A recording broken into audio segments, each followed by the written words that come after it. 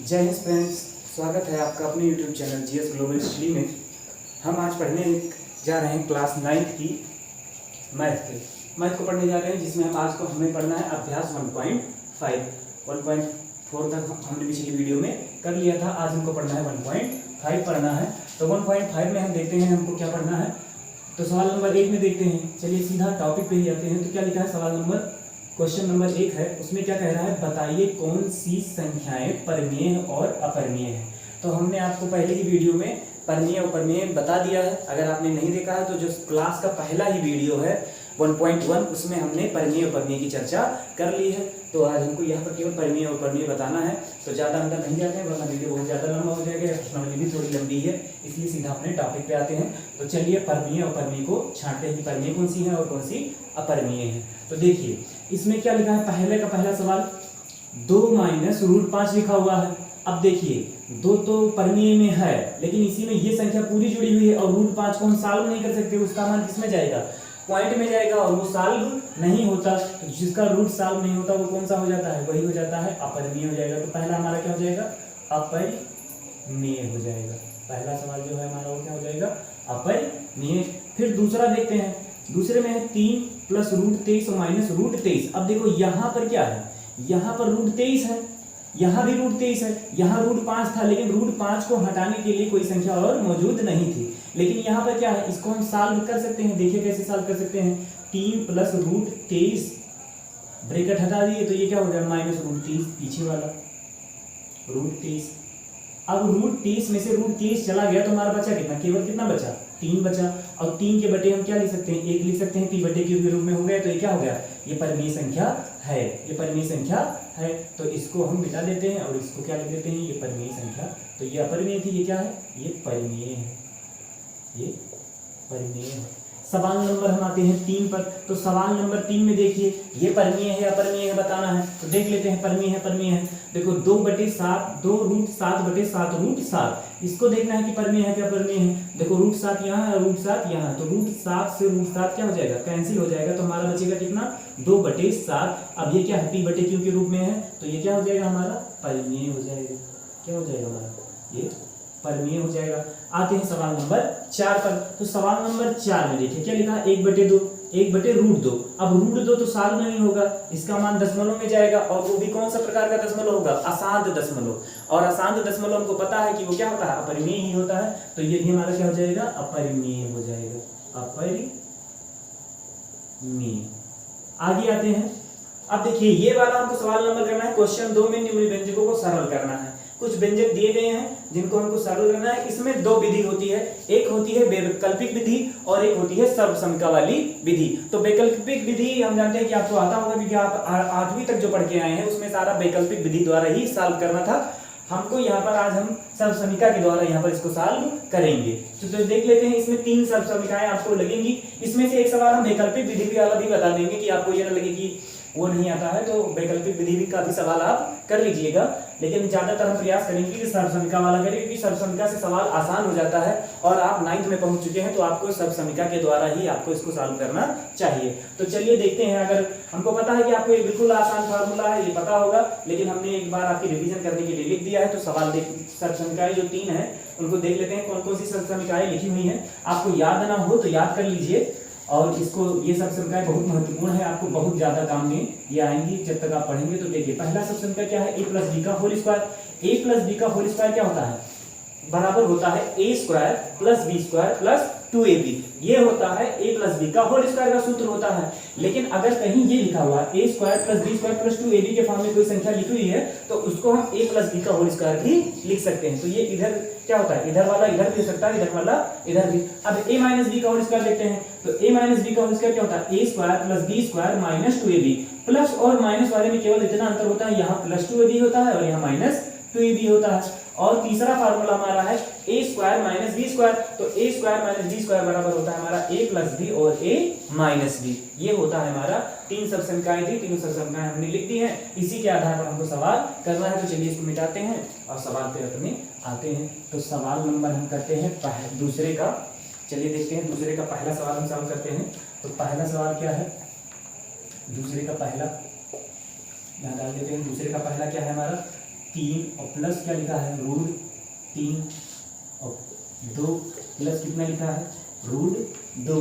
तो चलिए इसको सॉल्व करते हैं। एक ब्रैकेट में ये लिखा हुआ है, एक ब्रैकेट में ये लिखा हुआ है, इसका मतलब बीच में क्या लगा है इनटू लगा है, बीच में क्या लगा है इनटू लगा है। अब इसको चलिए सॉल्व कर लेते हैं, किस तरह सॉल्व करना है तो देख लेते हैं। तो इसमें देखिए पहले क्या है 3 है, तो 3 का गुणा एक बार हम इसमें कराएंगे और एक बार इसमें कराएंगे, फिर रूट 3 को लेंगे, रूट 3 का गुणा एक बार इसमें कराएंगे और एक बार इसमें कराएंगे। जोड़ का निशान लगा है, जहां जहां जोड़ेगा उसको जोड़ लेंगे, बस वही हमारा आंसर हो जाएगा। तो चलिए देखते हैं पहले कौन सा लेंगे 3 को, 3 को किसमें लेंगे पहले एक बार इसमें कराएंगे एक बार इसमें। तो 3 का गुणा पहले किसमें होगा रूट पहले 2 में होगा, फिर बीच में क्या लगा है प्लस लगा देंगे, फिर 3 का गुणा किसमें होगा रूट 2 में, तो 3 गुणे कितना हो गया रूट 2। फिर आगे बढ़ते हैं, यहाँ हो जाएगा, फिर लेते हैं रूट 3 को लेते हैं, रूट 3 का गुणा एक बार 2 में होगा, तो रूट 3 गुणे कितना हो जाएगा 2, और फिर रूट 3 का गुणा किसमें होगा रूट 2 में होगा। तो यहाँ पर कितना हो जाएगा रूट 3 गुणे, बीच में प्लस था तो प्लस लगा दिया, रूट 3 गुणे रूट 2। अब इसी को हम सॉल्व कर लेते हैं। तो ये कितना हो गया देखो 3 दूनी 6, ये कितना हो गया 3 रूट 2, और ये कितना हो जाएगा 2 रूट 3 हो जाएगा। और इसका देखिए रूट लगा है तो अंदर वाली संख्याएं क्या हो जाएंगी गुणा हो जाएंगी, तो कितना हो जाएगा हमारा रूट 3 दूनी 6, रूट 3 दूनी 6 हो जाएगा। अब देखिए बस यही हमारा इतना ही क्या हो जाएगा आंसर, और इसके आगे ये सॉल्व नहीं होगा, इसके आगे इसको और सॉल्व नहीं करना है, तो यही हमारा हो जाएगा आंसर हो जाएगा। अब आते हैं सवाल नंबर दूसरे पर। दूसरे का दूसरा सवाल क्या है, दूसरा सवाल है 3 प्लस रूट 3 और 3 माइनस रूट 3। अब देखिए यहाँ हम इसको करेंगे सर्वसमीका विधि से। सर्वसमीका विधि से कैसे करेंगे देखिए, यहाँ भी देखो a b लिखा है, a b लिखा है, इसको इस तरह भी लिख सकते हैं a प्लस b का फॉर्म में लिखा है, और ये a माइनस बी का फॉर्म में लिखा है। देखिए ये a यहाँ भी है 3 और a यहाँ भी है 3, b यहाँ भी रूट 3 है, b यहाँ भी रूट 3 है, तो किस फॉर्म में लिखा है a प्लस बी और a माइनस बी के फॉर्म में लिखा है। और a plus B a minus B का फॉर्म का सूत्र हमको पता है क्या होता है, a square minus b square होता है। तो देखिए a स्क्वायर यहाँ देखिए क्या है, a की जगह क्या है, यहाँ a की जगह कितना है 3, तो यहाँ कर देंगे 3 का स्क्वायर, और b की जगह कितना है देखिए b की जगह रूट 3 है, तो यहाँ रूट 3 का होल स्क्वायर कर देंगे। और ये देखिए अब कितना हो गया 3 3 का 9, और ये रूट 3 का जब स्क्वायर करेंगे तो स्क्वायर करेंगे तो रूट क्या हो जाएगा गायब हो जाएगा, तो रूट जब गायब हो जाएगा तो हमारा बचेगा कितना केवल 3। देखिए रूट का मतलब होता है आधी घात, 1/2 घात। अब 3 की पावर रूट 3 लिखा है और उसके बाहर क्या लिखा है 2 लिखा है, तो रूट 3 को क्या लिख सकते हैं 3 की पावर 1/2 घात, आधी घात को रूट बोलते हैं। और ये कितना हो गया 2, अब 2 से 2 कट गया तो 3 की पावर कितना बचा 1, और 3 की पावर 1 का मतलब कितना होता है 3 ही होता है, तो वही लिखा है। तो यहाँ देखिए 9 में से 3 गया तो कितना बचेगा 6, तो यही हो जाएगा हमारा दूसरे सवाल का आंसर। आते हैं हम अपने तीसरे नंबर सवाल पर। तीसरा नंबर सवाल भी देख लेते हैं। तीसरा नंबर हमारा सवाल है क्या है 5 प्लस रूट 2 का होल स्क्वायर, 5 प्लस रूट 2 का होल स्क्वायर। अभी हमने सर्वसमीका लिखी थी, ये किस सर्वसमीका का रूप दिखा रहा है, तो ये दिखा रहा है a प्लस बी का होल स्क्वायर का रूप दिखा रहा है, a प्लस बी का होल स्क्वायर का रूप दिखा रहा है। और a प्लस बी का होल स्क्वायर का सूत्र हमको पता है क्या है, a square plus B square plus 2ab होता है। तो यहाँ देखिए a की जगह क्या लिखा है 5, तो 5 का स्क्वायर हो जाएगा, b की जगह क्या लिखा है, तो b की जगह लिखा है रूट 2, तो रूट 2 का होल स्क्वायर हो जाएगा, प्लस c की जगह क्या नहीं c नहीं है, फिर क्या है 2 गुणे a इंटू बी, तो a का मान कितना है 5 और b का मान कितना है रूट 2। इसको सॉल्व कर लेते हैं, बस ये हो जाएगा हमारा आंसर। ये देखिए 25 55 कितना हो जाएगा, स्क्वायर लगा है तो 5 का गुणा कितनी बार होगा 5 गुणे 5, तो कितना हो जाएगा 25, और रूट 2 लिखा हुआ है, और रूट 2 इसका मतलब आधी घात यहाँ और आधी घात यहाँ, तो रूट 2 कितना हो जाएगा 2 की पावर 1/2 और प्लस 1/2, और दोनों को जोड़ेंगे तो 2 की पावर कितना हो जाएगा, ऊपर वाला जुड़ जाएगा तो 2/2 और 2 से कट गया तो कितना हो जाएगा 2। तो रूट 2 का मान जब स्क्वायर लगेगा तो कितना हो जाएगा 2 लग जाएगा, और प्लस ये हो जाएगा 2 पंचे 10 और रूट 2, 2 पंचे 10 और रूट 2। अब देखो ये जुड़ सकता है, तो 25 और 2 कितना हो जाएगा 27 रूट 2, 27 रूट नहीं 27 हो जाएगा, 25 2 27 और प्लस 10 रूट 2। ये हो जाएगा हमारा सवाल नंबर तीसरे का आंसर। आपको स्क्रीनशॉट लेना है, ले लीजिए, क्योंकि सवाल नंबर 4 की ये जगह नहीं बची है तो उसको हमको मिटाना पड़ेगा, तो सवाल नंबर 4 बताते हैं आपको आगे। तो चलिए देखते हैं सवाल नंबर 4 भी देख लेते हैं, यहाँ देख लेते हैं, इसको मिटा देते हैं पूरा। सवाल नंबर 4 देख लेते हैं क्या कह रहा है। सवाल नंबर 4 है हमारा, इसको भी मिटा देते हैं।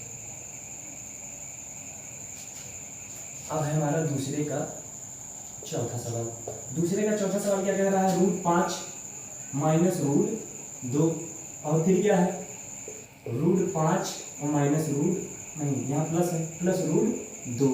अब हमने आपको सब संख्या भी बताई है किसका रूप लिखा हुआ है, जैसे सवाल नंबर हमने 2 किया है उसी तरह ये भी कर लेंगे। ये किसका रूप लिखा है, a माइनस बी और क्या लिखा है a plus B, a minus B A plus B के रूप में लिखा हुआ है। तो a की जगह क्या है, अब इसका सूत्र क्या होता है, a minus B A plus B का तो होता है a square minus B square होता है। अभी हमने बताया, अब a की जगह क्या लिखा है √5 का होल स्क्वायर और b की जगह क्या लिखा है √2 का होल स्क्वायर। ये कर देंगे, √5 का स्क्वायर होगा तो क्या हो जाएगा, √5 का भी हमने सॉल्व करके बताया है। तो रूट क्या होता है, जब स्क्वायर लगता है तो रूट गायब हो जाता है, तो कितना बचेगा, केवल 5 बचेगा। और 2 पे भी रूट लगा है, अभी √2 का ही हमने बताया है, तो कितना हो जाएगा, केवल 2 बचेगा और 5 में से 2 जाएगा तो कितना बचेगा 3। तो ये हो जाएगा हमारा इसका आंसर। तो हम दोनों सवाल हमने कर लिए हैं। अब इसको आप स्क्रीनशॉट लेना चाहे ले सकते हैं। इसके बाद हम पहुंचते हैं सवाल नंबर 3 पर।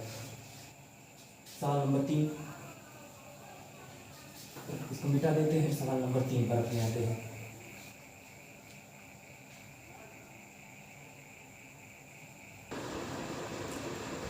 चलिए देखते हैं सवाल नंबर 3।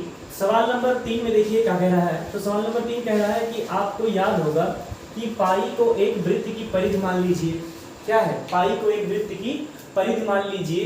परिधि मान लीजिए, उसको क्या मान लीजिए, सी मान लीजिए और उसके व्यास को मान लीजिए डी और के अनुपात से परिभाषित किया जाता है, अर्थात सी पाई बराबर सी बाई डी। यह इस का अंतर विरोध करता हुआ प्रतीत होता है कि पाई अपरिमेय संख्या है। इस अंतर विरोध का निराकरण आप किस प्रकार करेंगे। तो इसमें देखिए पाई का मान क्या होता है, तो पाई का मान क्या होता है, पाई का मान होता है 22/7। पाई का मान कितना होता है 22/7, जिसमें ये कह रहे हैं कि पाई का क्या है, पाई जिसमें 22 क्या है सी है और बटे डी। इसका मतलब सी बराबर क्या हो गया है 22 है और डी बराबर क्या है, डी बराबर दिया गया है यहाँ पर 7 है। अगर सी बाई डी की तुलना करेंगे तो सी बराबर 22 आएगा और डी बराबर क्या आएगा, डी बराबर आएगा 7। तो कह रहे हैं कि यह एक अपरिमेय संख्या है, तो हमको तो पता ही है कि यह अपरिमेय ही संख्या है। पाई का मान क्या होता है, अपरिमेय होता है, क्योंकि इसको जब हम इसमें डिवाइड कराते हैं तो ये पूरा का पूरा कटता नहीं है, बल्कि एक लंबा प्रोसेस चलता चला जाता है, लेकिन तभी ये डिवाइड नहीं होता। तो ये तो एक अपरिमेय संख्या है ही। इस अंतर विरोध का निराकरण आप किस प्रकार करेंगे, तो इस अंतर विरोध का निराकरण आपने पीछे पढ़ा है। इसका निराकरण क्या हो सकता है, इसका निराकरण ये हो सकता है कि ये किस प्रकार का दशमलव प्रसार है, ये दशमलव प्रकार है अशांत अवसानी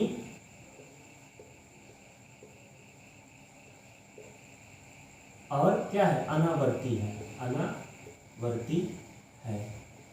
तो ये हो गया हमारा सवाल नंबर 3 का आंसर। अब देखते हैं सवाल नंबर 4। सवाल नंबर 4 देखते हैं क्या है, संख्या रेखा पर संख्या रेखा पर हमको क्या देखना है, संख्या रेखा पर हमको देखना है √9.3 को निरूपित करना है। तो चलिए देखते हैं इसको निरूपित करते हैं कि कैसे निरूपित किया जाता है।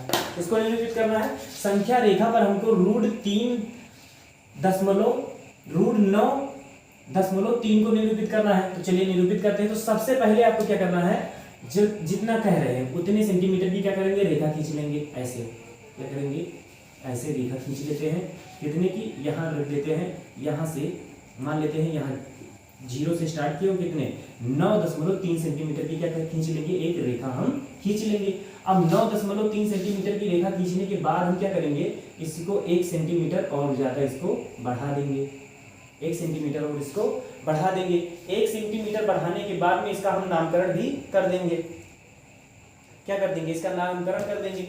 ये पूरी रेखा ये यहाँ से यहाँ तक कितनी है, ये है 9.3 है, 9 कितना है 3। और हमने यहाँ पर, यहाँ मान लेते हैं कौन सा बिंदु है, यहाँ मान लेते हैं A है और यहाँ क्या है B है और यहाँ पर एक बिंदु क्या हो जाएगा C है, यहाँ पर एक बिंदु C है। हमने A B पहले हमने क्या किया है, पहले हमने 9.3 की एक रेखा खींची है, उसको नाम दे दिया है AB और फिर 1 सेंटीमीटर हमने बढ़ा लिया है, उसको नाम दे दिया है 1 सेंटीमीटर फिर बढ़ा लिया है, उसको हम वहाँ पर बिंदु हमने नाम दे दिया है C।